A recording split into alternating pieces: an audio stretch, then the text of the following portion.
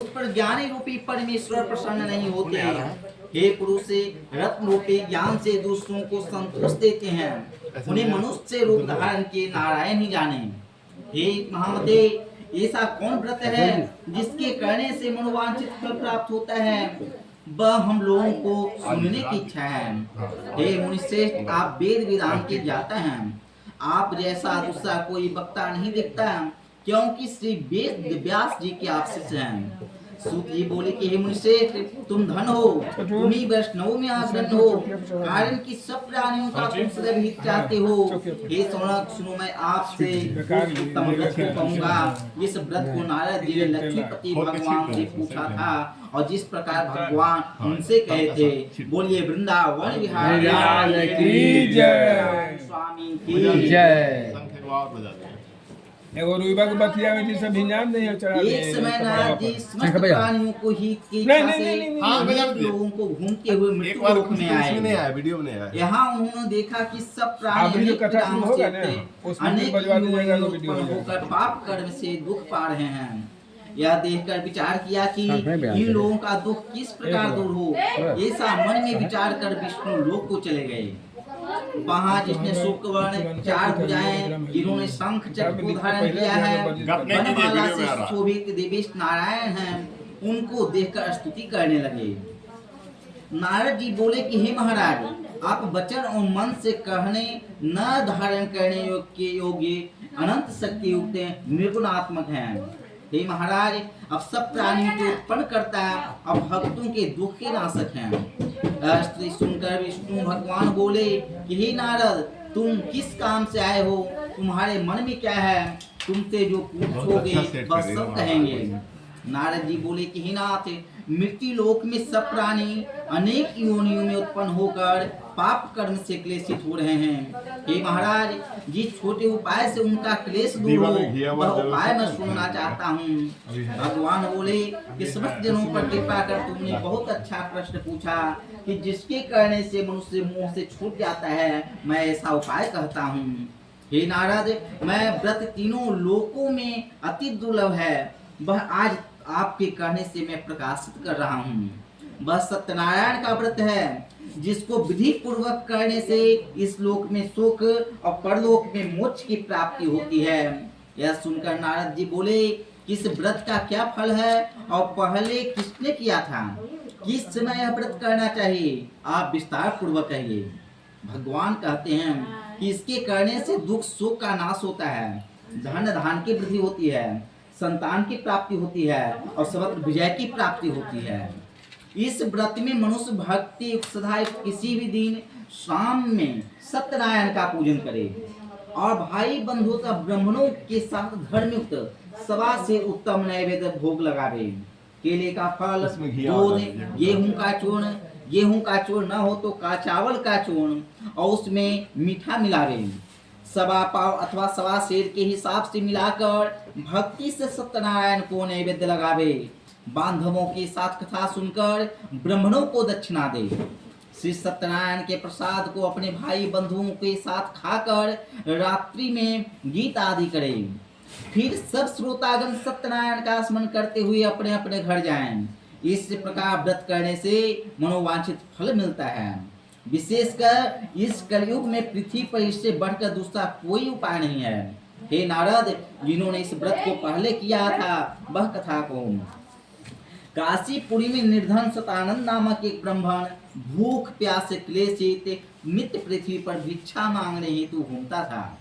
ब्राह्मण प्रेमी भगवान नारायण से दुखित ब्राह्मण को देखकर बूढ़े ब्राह्मण का रूप धारण कर अति आदर से पूछा कि हे विप्र, किस कारण से पृथ्वी पर आप नित्य घूम रहे हैं? यह हमारी सुनने की इच्छा है, यदि आपकी इच्छा हो तो कहिए। ब्राह्मण बोला, मैं अत्यंत दरिद्र हूँ, भिक्षा के लिए पृथ्वी पर भ्रमण करता हूँ। यदि आप कुछ जानते हो तो कृपया कर पूर्ण रूप से कहिए। वृद्ध ब्राह्मण बोले कि हे द्विज श्रेष्ठ, मनोरथ को सिद्ध करने वाला सत्यनारायण का व्रत करो, जिसके करने से मनुष्य सब दुखों से छूट जाते हैं। वृद्ध ब्राह्मण रूपी से सत्यनारायण देव ने व्रत का विधान ब्राह्मण को बताकर अंतर ध्यान हो गए। फिर ब्राह्मण सतानंद के मन में निश्चय किया कि मैं कल ही से सत्यनारायण का व्रत करूंगा। इसी चिंता में ब्राह्मण को रात भर नींद न आई। सुबह उठकर उसने यह निश्चय किया कि मैं आज श्री सत्यनारायण का व्रत अवश्य करूंगा। यह संकल्प कर भिक्षा मांगने को गया तो उस दिन उसको सब दिनों से अधिक धन मिला। द्रव्य से उसने अपने भाइयों के साथ श्री सत्यनारायण का व्रत किया। उसके प्रभाव से सब दुखों से छूटकर सर्व संपत्ति से युक्त हो गया। व्रत के प्रभाव से सतानंद नगर भर में श्रेष्ठ माना जाने लगा। तभी से वह ब्राह्मण हर महीने व्रत करने लगा। ब्राह्मण ने कहा, सतानंद द्वारा किया हुआ श्री सत्यनारायण का यह पूजन है। इसको जानकर जो मनुष्य व्रत करता है वह सब पापों से छूटकर मोक्ष को पा जाता है। जिस प्रकार पृथ्वी में इस व्रत को जो मनुष्य करेंगे उसका दुख अवश्य ही नष्ट हो जाएगा। बोलिए वृंदावन बिहारी लाल की जय, सत्यनारायण स्वामी की जय। सूत जी बोले, ये सुन, विष्णु भगवान ने जिस तरह कहा था वह तुमसे मैंने कहा, और दूसरी बात जो है वह मुझसे पूछो। सौनक जी बोले कि हे सूत जी, उस ब्राह्मण के बाद इस व्रत को किसने किया वह सुनने की इच्छा है। सूत जी बोले कि हे मुनियों, जिसने व्रत को किया वह सुनिए। एक समय धर्मानुसार जिन बांधवों के साथ व्रत को करने के लिए उद्धत हुआ, उसी समय वहां एक लकड़हारा आया। भूख प्यास से प्रीति काष्ठ के भार को बाहर रखकर ब्राह्मण के घर में जाकर उसने व्रत करते हुए ब्राह्मण को देखा।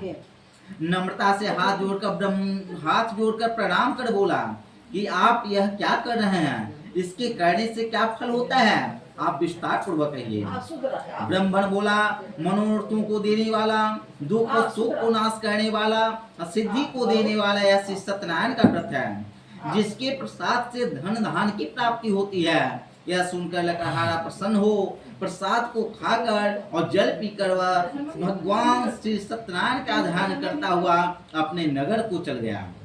आज लकड़ी बेचने से जो द्रव्य प्राप्त होगा उसी से मैं सत्यदेव का उत्तम व्रत अवश्य करूंगा।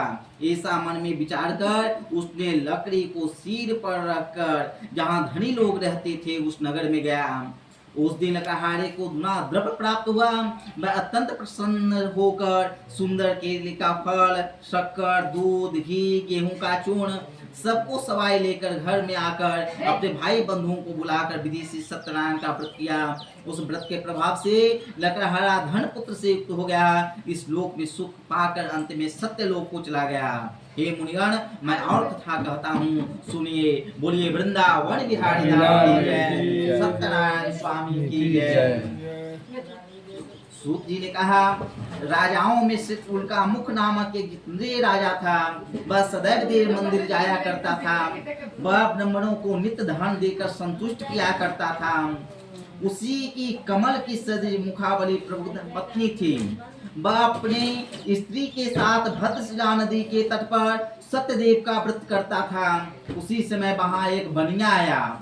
बनिया के लिए बहुत धन से परिपूर्ण नाव को नदी के तीर पर लगाकर आप तट पर उतर गया। वह राजा को व्रत करता हुआ देख नम्रता से पूछने लगा। साधु बोला कि हे राजन, ये आप यह क्या कर रहे हैं? वह हमसे भक्ति पूर्वक कहिए, सुनने की इच्छा है। राजा बोला कि हे साधु, आप अति तेजस्वी विष्णु भगवान का पूजन है, जो अपने बांधवों के साथ पुत्र प्राप्ति के लिए किया जाता है। तब बनिया नमस्कार कर बोला कि हे राजन, यह व्रत को मुझसे कहिए, मैं भी करूंगा, कारण कि मेरा भी कोई संतान नहीं है। इस व्रत से अवश्य होगी। वह व्रत की विधि जानकर अपने घर में आकर अपनी स्त्री से यह सतानंद व्रत कहा और यह संकल्प किया कि जब मेरे घर संतान होगी तब मैं अवश्य सत्यनारायण का व्रत करूंगा। थोड़े ही समय में उसकी स्त्री लीलावती आनंद चित्त से गर्भवती हो गई। 10वें महीने में वह अति निर्मल एक कन्या को उत्पन्न किया। जैसे शुक्ल पक्ष की चंद्रमा की ज्योति बढ़ती है, उसी तरह प्रतिदिन कन्या बुद्धि को प्राप्त हुई। अपनी स्त्री के साथ साधु बनिए ने कन्या का जात कर्म कर कलावती नाम रखा। एक दिन लीलावती अपनी स्वामी से मधुर वचन बोली कि आपने पहले संकल्प का व्रत क्यों नहीं करते हैं? साधु बोला कि हे प्रिय, इसके विवाह के समय इस व्रत को अवश्य करूंगा। इस प्रकार स्त्री को समझा कर वह बाहर चला गया। इधर कलावती पिता के घर नित्य बढ़ने लगी। एक निर्दयी धर्मक साधु बनिए ने सखियों के साथ खेलती हुई लड़की को विवाह के योग्य देख दूत को बुलाकर कहा कि विवाह के निमित्त के कन्या के लिए योग्य वर खोज के लिए आओ। साधु की आज्ञा पाकर दूत कांचन नगर में गए। उस नगर में एक वाणिक पुत्र को लेकर साधु के पास आए। उसने सुंदर गुण युक्त लड़की को देखा। जाति भाइयों के साथ प्रसन्नचित्त होकर विधि पूर्वक अपनी कन्या का वक्त्र के साथ विवाह करा दिया। अभाग्यवश विवाह के समय भी उसे व्रत को साधु भूल गया। वह सत्यनारायण देव तब क्रोधित हो गए। कुछ दिन बाद निज कर्म में अति चतुर साहूकार व्यापार की इच्छा से अपने दामाद को लेकर समुद्र के निकट रत्नसार पुर नामक नगर में जाकर व्यापार करने लगे। उसी समय सत्यनारायण स्वामी ने साधु की प्रतिज्ञा को भ्रष्ट देख उनको श्राप दिया कि तेरे ऊपर बड़ा भारी दुख पड़ेगा। उसी दिन चोरों ने राजा के धन को चुरा अपने पीछे देखते हुए साधु की दिशा को चले। दौड़ते हुए राजा के दूतों को आता देखकर डर कर धन को यहाँ रख कर आप छिप गए।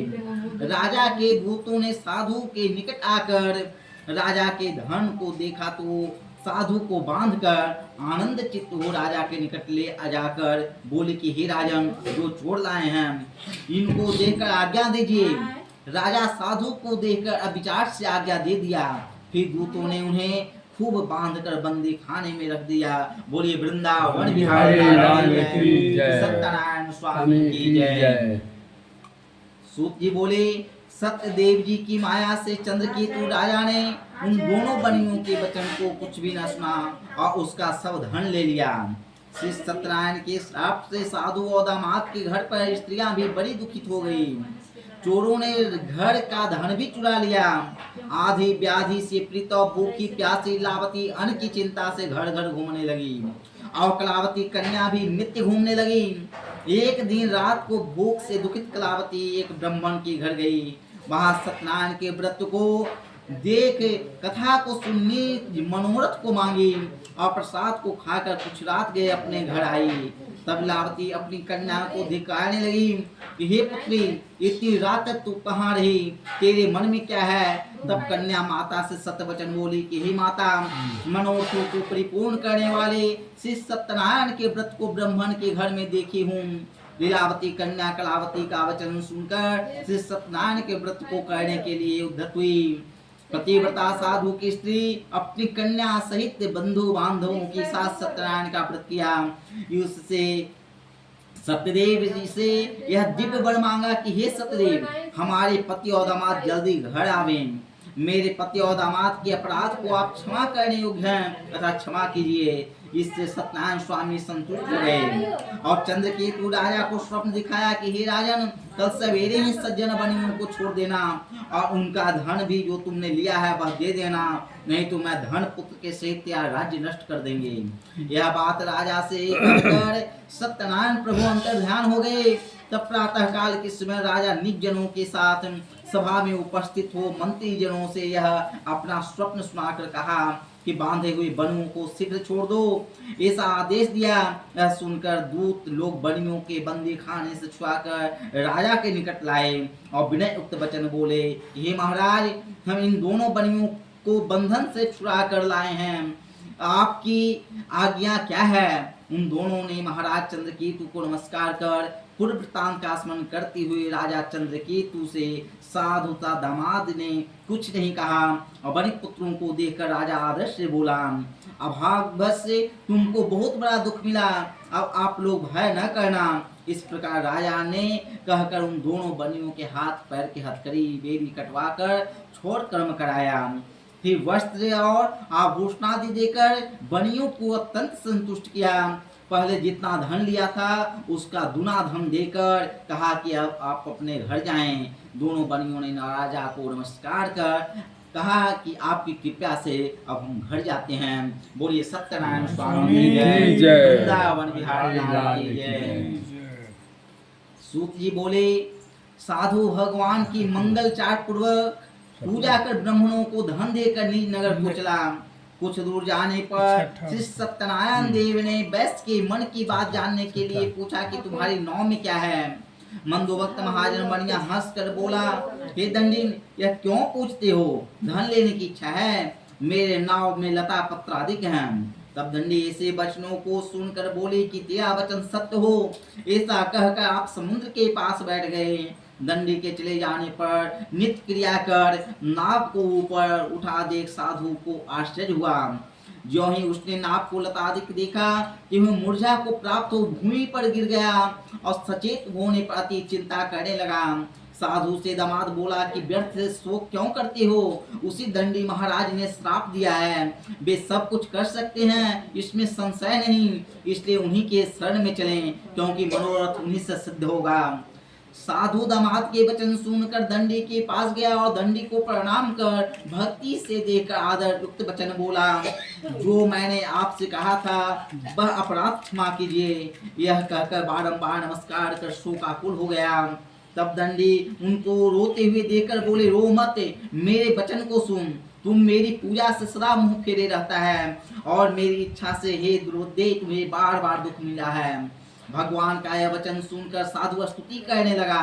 साधु बोला कि हे स्वामी, आपकी माया से मोहित ब्रह्मादिक देवता भी आपके बड़े अद्भुत गुण और रूप को नहीं जानते। तब आपकी माया से मोहित मैं मूर्ख आपको कैसे जान सकता हूँ। हमारे ऊपर प्रसन्न हो जाइए, मैं था भी विस्तार से आपका पूजन करूंगा। मैं आपके शरणागत हूँ, मुझे पहले वाला सब धन दीजिए। उसके भक्ति युक्त वचन सुनकर भगवान संतुष्ट हो गए और मनोवांछित वर देकर वहां से अंतर्ध्यान हो गए। साधु नाव को धन से परिपूर्ण देख उस पर चढ़ गया। सत्यदेव की कृपा से मनोरथ पूर्ण हुआ। यह बात अपने स्वजनों से कह यथाविधि पूजन कर सत्यदेव की कृपा से बड़ा हर्षित हुआ। नाव को यत्न से सहेज कर अपने देश को चल दिया। अपने नगर के समीप साधु आकर दामाद से कहने लगा कि वह मेरी रत्नापुर देखो। ऐसा कहकर अपने धन की रक्षा करने वाले दूत को वहां भेजा। वह दूत नगर में जाकर साधु की धर्मपत्नी को देखकर प्रसन्न प्रणाम कर बोला कि ग्राम के निकट दामाद सहित साहूकार बहुत से इष्ट मित्र और धन के साथ आए हैं। दूत के मुख से ऐसे वचन सुनकर साधु की स्त्री बड़ी हर्षित हो सत्यदेव का पूजन कर कन्या से कहने लगी कि मैं जाती हूँ, तुम भी शीघ्र व्रत समाप्त कर आना। लड़की इसी प्रकार वचन सुनकर जल्दी व्रत समाप्त कर प्रसाद को भूल से न खाकर अपने पति को देखने चली गई। इससे सत्यदेव को क्रोध आ गया और उसके पति को नाव सहित जल में डुबो दिया। कलावती कन्या अपने पति को न देखकर बड़े शोक से रोती हुई भूमि पर गिर पड़ी। साधु ने कन्या को अति दुखित देखकर डरे हुए मन से कहा कि यह क्या हुआ, और नाव चलाने वाले भी चिंता करने लगे। तब लावती कन्या को दुखी देख अति प्रिय होकर रोने लगी और अपने पति से कहने लगी, इसी क्षण नाव के साथ वे कैसे अलक्षित हो गए। न जाने किस देवता के अनादर से यह नाव जल में नहीं दिख रही है। सत्यदेव की महत्व को कौन जान सकता है। यह कहकर अपने जनों के साथ विलाप करती हुई कन्या को गोद में लेकर रोने लगी और कलावती भी स्वामी को न देखने से बड़ी दुखी हुई। पति की पादुका लेकर सती होने की इच्छा करने लगी। कन्या का यह चित्र देखकर धर्मक साधु बनिया स्त्री के साथ अत्यंत शोक से युक्त होकर विचार करने लगा कि मैं सत्यदेव की माया से बारंबार चला गया हूँ। अब यथा विभव सत्यनारायण का पूजन करूंगा। इस प्रकार उसको बुला कर कहने लगा और बारंबार पृथ्वी पर गिर कर सत्यनारायण व्रत को साष्टांग दंडवत कर इसी पर दिनों के पालन करने वाले सत्यनारायण भगवान संतुष्ट हो गए। भक्त वत्सल सत्यदेव जी की कृपा से आकाशवाणी हुई कि तुम्हारी कन्या प्रसाद को त्याग कर पति को देखने चली आई। इसी कारण इसका पति अदृश्य हो गया। यदि वह पुनः घर जाकर प्रसाद भक्षण कर आएगी तब पति को निसंदेश पाएगी। कन्या ने यह आकाशवाणी सुनकर शीघ्र ही घर जाकर प्रसाद को भक्षण कर अपने पति को देखा। तब कलावती संतुष्ट होकर अपने पति से कहने लगी कि अब शीघ्र ही घर चलिए, विलंब न करिए। कन्या के वचन सुनकर साधु दामाद सहित संतुष्ट होकर धन और बांधवों के साथ अपने घर को गया। उस दिन वह हर महीने और हर संक्रांति पर विधि पूर्वक सत्यदेव का पूजन करने लगा। इस तरह सुख प्राप्त कर अंत में सत्यदेव के लोक को चला गया। सूत जी कहने लगे कि हे मुनिश्रेष्ठ, हम और भी कथा कहता हूँ, सुनिए। बोले वृंदावन बिहारी लाल की जय, स्वामी की जय। सूत जी बोले, प्रजा पालन में तत्पर एक तुंगुर नामक राजा था, जिसने सत्यदेव के प्रसाद को त्यागने से दुख पाया। एक दिन उसने वन में जाकर मृगादि अनेक पशुओं को मारा और पीछे आकर वट वृक्ष के नीचे से सत्यदेव भगवान का पूजन देखा, जिसको गोप लोग बंधु बांधे युक्त संतुष्ट चित्त से करते थे। अहंकार से राजा वहां न गया, न सत्यदेव को प्रणाम किया। जब वे गोप राजा को प्रसाद देने लगे तो राजा ने प्रसाद भी नहीं लिया। तब वे गोप वहां प्रसाद रखकर चले आए। राजा ने प्रसाद का अनादर किया। इस तरह प्रसाद का अनादर करने से बहुत दुख पाया। उस राजा के 100 पुत्र थे, वे सब मर गए, धन भी नष्ट हो गए। तब राजा ने अपने मन में विचार किया कि सत्यदेव ने ही धन को नष्ट कर दिया है, इसलिए मैं वही जाऊं जहाँ सत्यदेव का पूजन होता था। यह विचार वहां जाकर हीरों के साथ भक्ति सदा युक्त होकर विधि से उसने सत्यदेव का पूजन किया। तब सत्यदेव के प्रसाद से धन पुत्र युक्त हुआ। इस लोक में सुख पाकर अंत में सत्य लोक हो गया। जो प्राणी अति दुर्लभ इस सत्यदेव का व्रत करता है, भक्ति युक्त होकर पवित्र फल को देने वाली कथा को सुनता है, जिसको सत्यदेव के प्रसाद से धन पुत्र आदि प्राप्त होती हैं, दरिद्र धन पाते हैं, कैदी छूट जाते हैं, भ्राता धन से छूट जाते हैं, इसमें संशय नहीं। इस पुनित व्रत के करने से प्राणी सदा सुख पाकर अंत में सत्यदेव को जाता है। सूत जी कहते हैं, विप्रो मैं सत्यनारायण के व्रत को आप लोगों से कहा, जिसके करने से मनुष्य सब दुखों से छूट जाता है। विशेषकर सत्यदेव की पूजा कलयुग में फल देने वाली है। इन्हीं को कोई काल, कोई सत्य, कोई परमेश्वर, कोई सत्यनारायण, कोई सत्यदेव कहेंगे। सत्यरूपी विष्णु सनातन कलयुग में अनेक रूप धारण कर सबको वांछित फल देने वाले होंगे। हे मुनिश्रेष्ठ, जो प्राणी इसको पढ़ता सुनता है, उसके संपूर्ण पाप सत्यदेव के प्रसाद से नष्ट हो जाते हैं, इसमें संशय नहीं। बोले वृंदावन बिहारी लाल की जय, सत्यनारायण स्वामी की जय। सुनिए ना, उसको वहाँ पर दवा